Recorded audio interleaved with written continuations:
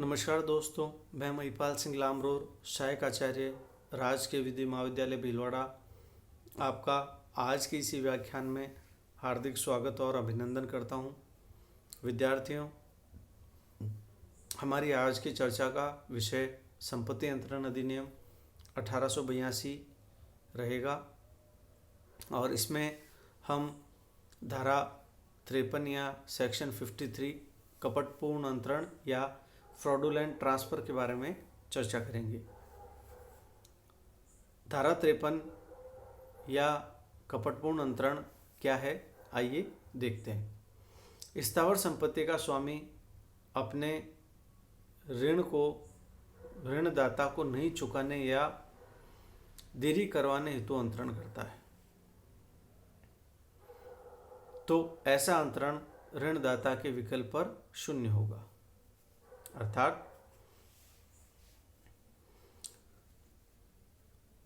यदि कोई ऋणदाता अपनी किसी संपत्ति को इस नियत से अंतरित करता है कि उसे अपने ऋणदाता को धन नहीं चुकाना पड़े, तो ऐसे अंतरण पर जो ऋणदाता है वह उस अंतरण को शून्य करणीय घोषित करवा सकता है। अर्थात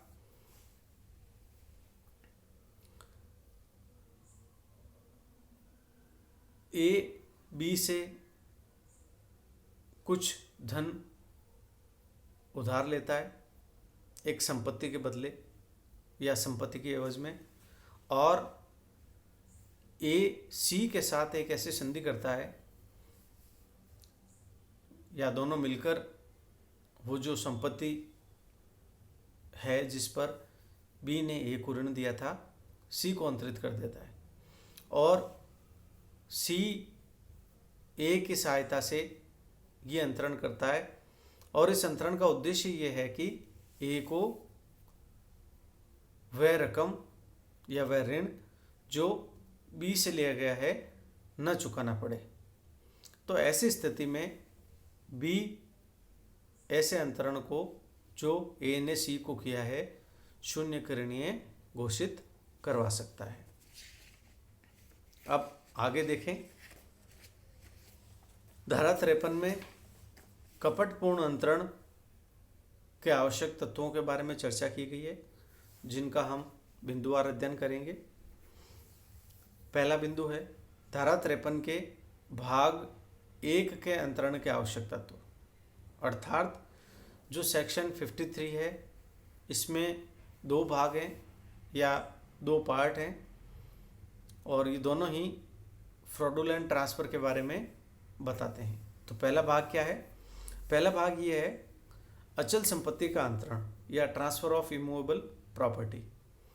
अंतरण वास्तविक होना चाहिए। The transfer must be actual, अर्थात ए सी को जो अंतरण कर रहा है वो दिखावटी ना हो, ऑस्टेंसिबल ट्रांसफ़र नहीं होना चाहिए। अंतरण वास्तविक होना चाहिए, अर्थात वैध अंतरण को ही कपट के नाम पर शून्य करवाया जा सकता है, ना कि शून्य अंतरण को। यानी जो बी के विकल्प पर या ऋणदाता के विकल्प पर या इस धारा में जो अंतरण शून्य करणीय करवाया जा रहा है वो शून्य करणीय केवल तभी करवाया जा सकता है जबकि ऐसा अंतरण वास्तविक अंतरण हो, अर्थात ए सी को वास्तव में अपनी संपत्ति का अंतरण कर दे, तभी धारा 53 लागू होगी। उदाहरण आता है विभाजन या पार्टीशन। अंतरण की परिभाषा में विभाजन नहीं आता है, इसलिए इसका प्रभाव यदि ऋणदाता पर पड़ता हो तो धारा 53 के प्रावधान लागू होंगे। केस है सुशीला बहन वर्सेस आनंदी लाल। अगला बिंदु है अंतरणकर्ता का ऋणी होना आवश्यक। Transferor must be a debtor. अंतरणकर्ता का ऋणी होना आवश्यक है। यदि ऋणी न हो तो इस धारा का जो मुख्य बिंदु है कपटपूर्ण आशय वो अनुपस्थित होगा और ये धारा लागू नहीं होगी। अर्थात कपटपूर्ण हास्य ऋण लेने वाले व्यक्ति का होना चाहिए कि वह ऋणदाता को असफल करने की नियत से कोई अंतरण किसी अन्य व्यक्ति को करता है। अगला बिंदु है अंतरण का उद्देश्य ऋणदाताओं को विफल या विलंबित करना। इसमें एक प्रसिद्ध केस है बीबी कुबरी बेगम बनाम जयनंदन प्रसाद। अर्थात अंतरण का उद्देश्य ऋणदाताओं को विफल करने का और विलंबित करने का ही होना चाहिए। अब अगला बिंदु है अंतरिति का सप्रतिफलार्थ बिना सूचना के सद्भाव पूर्वक खरीदार न होना। अर्थात जो संपत्ति का अंतरिति है या जिसने उस संपत्ति अंतरण के दौरान प्राप्त की है वो कैसा नहीं होना चाहिए, सद्भाव पूर्वक सप्रतिफलार्थ बिना सूचना के खरीदार ना हो। अर्थात ऋणदाता ये साबित कर दे कि अंतरण मांग को विफल करने हेतु था तो साबित करने का भार अंतरिति पर आ जाएगा कि वह सप्रतिफल खरीदार था और अंतरक के कपट की जानकारी उसे नहीं थी।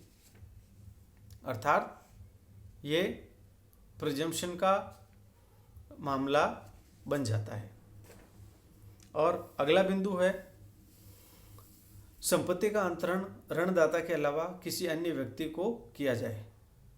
यानी यदि कई ऋणदाताओं में से किसी एक को अंतरण कर दिया जाए तो संपत्ति अंतरण में या संपत्ति अंतरण अधिनियम में ऐसा अंतरणकर्ता दोषी नहीं माना जाएगा और ऐसा होने से दूसरे ऋणदाता समस्याग्रस्त हो जाएंगे। इसलिए ये दिवालिया विधि के तहत कपट आएगा और अन्य ऋणदाताओं को भी सहायता मिल सकेगी। तो ये तो धारा का पहला पार्ट था और जो दूसरा भाग है इस धारा का उसका हम अगले ही व्याख्यान में चर्चा करेंगे।